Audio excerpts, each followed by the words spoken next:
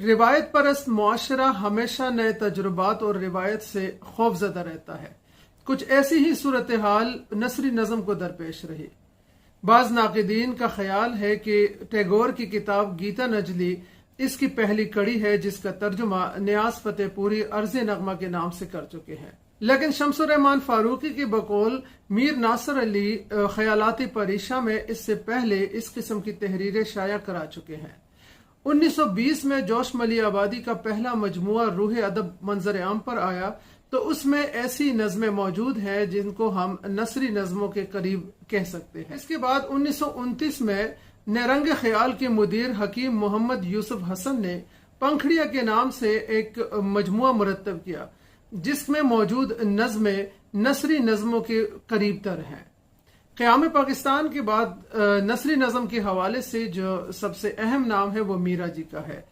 50 کی دہائی میں ان کا ایک رسالہ خیال نکلتا تھا، اس میں بعض ایسی تحریریں موجود ہیں جن کو ہم نثری نظم کہہ سکتے ہیں۔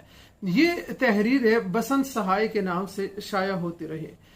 تحقیق سے یہ چیز سامنے آئی ہے کہ اس دور میں بسنت سہائی کے نام سے کوئی بھی شاعر موجود نہیں تھا، اس لیے غالب قیاس یہی ہے کہ میرا جی خود بسنت سہائی کے نام سے یہ تحریریں لکھتے رہے ہیں۔ 1964 میں سجاد ظہیر کا مجموعہ پگھلا نیلم منظر عام پر آیا تو اس کی بیشتر نظموں میں بحور اور اوزان سے انحراف کیا گیا تھا۔ یہی وجہ ہے کہ بہت سارے ناقدین اس مجموعے کو نثری نظموں کا پہلا مجموعہ مانتے ہیں۔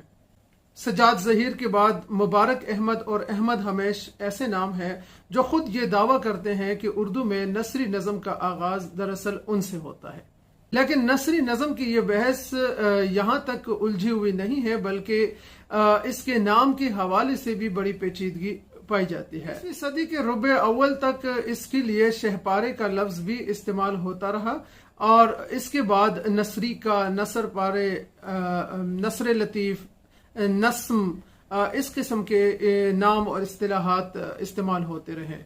بعض ناقدین کے نزدیک نثری نظم ایک الگ صنف ہے، جبکہ بعض کا خیال ہے کہ جس طرح آزاد نظمیں یا پابند نظمیں نظم کی قسمیں ہیں، اسی طرح حیت کے حوالے سے نثری نظم بھی نظم ہی کی ایک قسم ہے۔ اب اگر اس کو صنف مانا جائے تو پھر یہ بھی تسلیم کرنا پڑے گا کہ ہر صنف اپنا ایک تخلیقی مزاج رکھتی ہے اور وہ اپنے ساخت اور مزاج کے ساتھ سامنے آتی ہے۔ اس لیے یہ کہا جا سکتا ہے کہ نثری نظم میں نثر اور نظم کے آہنگ کا ایک امتزاج موجود ہوتا ہے۔ اب یہ آہنگ دو طرح کا ہوتا ہے، ایک داخلی آہنگ ہے اور ایک خارجی آہنگ ہے۔ خارجی آہنگ کا تعلق لسان اور عروض سے ہے، جیسے اس میں استعمال ہونے والے حروف، الفاظ، فقرے، اوزان وغیرہ، جبکہ داخلی آہنگ کا تعلق اس کے موضوع سے ہوتا ہے۔ اب سوال یہ ہے کہ اگر نثری نظم نثر کی شکل میں ہے تو پھر جو ہمارے ہاں ایک شاعرانہ نثر کی روایت ہے تو اس سے ہم اس کو کیسے الگ سمجھ سکتے ہیں؟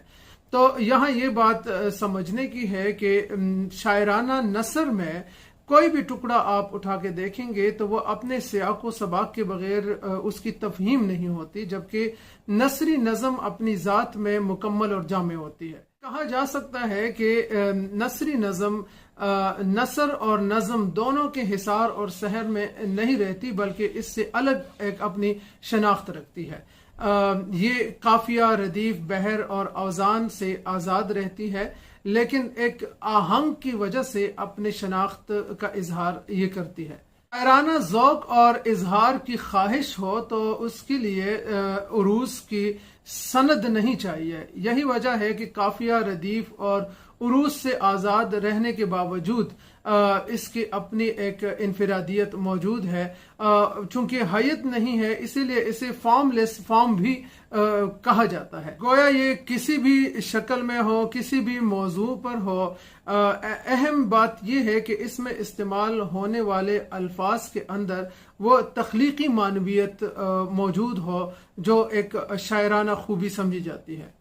عموماً جب کوئی نئی صنف آتی ہے تو اس کے راستے میں رکاوٹیں بھی ہوتی ہیں، لیکن نثری نظم کے لیے یہ جو رجحان پیدا ہوا اردو میں، تو آزاد نظم نے ایک راستہ ہموار کر دیا تھا، زمین نرم ہو گئی تھی، کیونکہ آزاد نظم نے بہت حد تک شاعری کی پابندیوں کو ختم کر دیا تھا، اس لیے نثری نظم کے لیے زمین پہلے سے ہموار ہو چکی تھی۔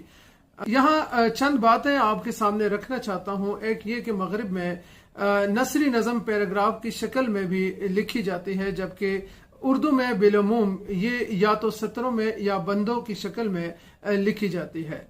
اب اگر کوئی اعتراض کرتا ہے کہ نظم کسی صورت میں نثر نہیں بن سکتی، تو پھر ان اصولوں کی طرف بھی سوچنا پڑے گا کہ وہ کون سی اصول ہے جس کی بنیاد پر کوئی نثر نظم بن جاتی ہے۔